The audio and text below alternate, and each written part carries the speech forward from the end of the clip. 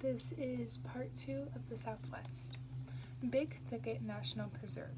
East Texas Big Thicket National Preserve is 97,000 acres of biological crossroads in southeast Texas. This is where the sultry swamps of the south, the verdant forests of the east, and the seemingly endless savanna of the Great Plains meet and mingle. Meadows are scarce as the flora thrives in the rich soil and wet climate. The unique environment translates into a habitat for all sorts of wildlife. In Big Thicket's diverse biosphere, desert roadrunners live alongside swamp critters such as alligators and frogs, and they coexist near deer, mountain lions, and 300 species of nesting and migratory birds. This is the only place on the planet where many of these species live side by side. There's a picture of the preserve.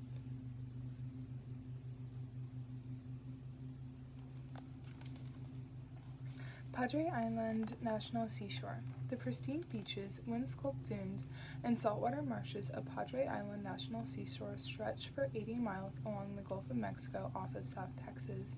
It's the longest span of undeveloped beach in the United States and the longest undeveloped barrier island in the world. A major migratory bird flyway is found here, making this area one of the prime bird-watching regions on the planet. Padre Island also is a fish enthusiast paradise. It offers speckled trout, black drum, redfish, and flounder. The saltwater lagoon between the island and the mainland is the perfect place to learn to windsurf. It's only 3 to 5 feet deep with a soft sandy bottom.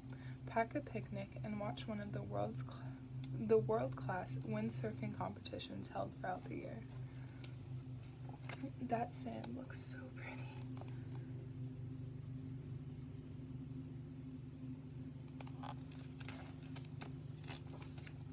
Lake Amistad.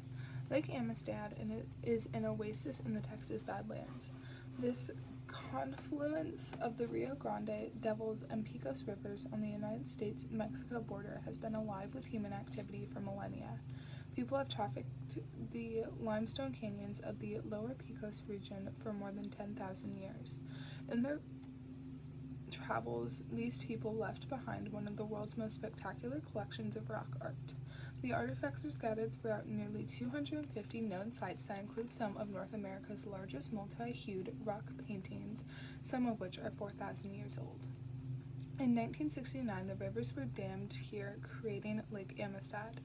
The 67,000-acre reservoir extends up the Rio Grande for 75 miles, Devils River for 24 miles, and the Pecos River for 14 miles. From its 850 miles of shoreline, many people are enticed by the reservoir's striking blue water, which is extraordinarily clear due to the lack of loose soil. Visitors can traverse the lake on watercraft of all kinds. Many people enjoy swimming, scuba diving, and fishing for behemoth, catfish, and bass. Atop the 6-mile Amistad Dam is a bridge that connects the United States to Mexico.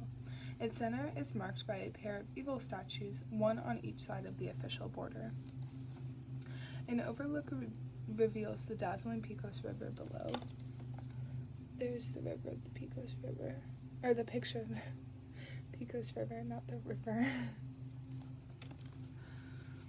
The Pecos Bridge spans the Pecos River near where it feeds into Lake Amistad. There's that picture of the bridge.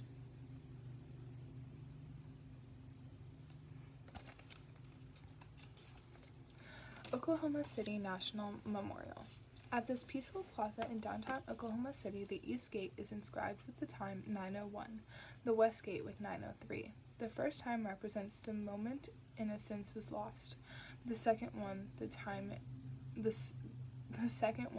healing began. On the morning of April 19, 1995, a terrorist bomb took the lives of 168 people at the Alfred P. Murrah Federal Building in this southwestern city.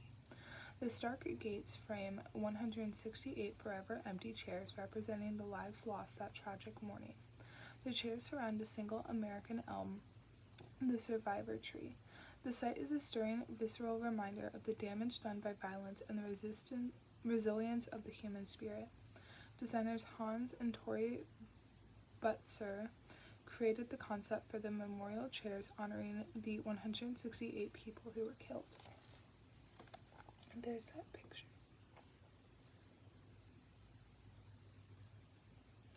It's so strange that somebody can do that to other people. I will never get it. National Cowboy and Western Heritage Museum. The National Cowboy and Western Heritage Museum in Oklahoma City has a pretty broad mission statement: to preserve and interpret the heritage of the American West for the enrichment of the public.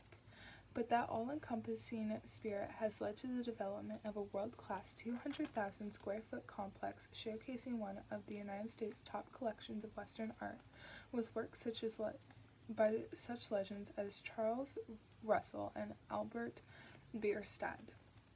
Canadian Princess is one of the most famous sculptures on display at the museum.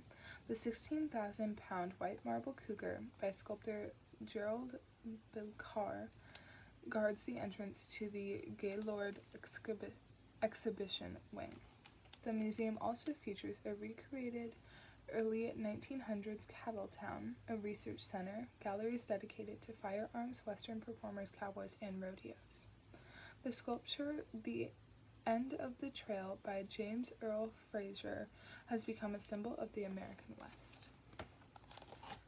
There's that picture. It's so pretty. Like that skyline. I'm sure that they did it on a clear day, but that skyline just makes me want to go there.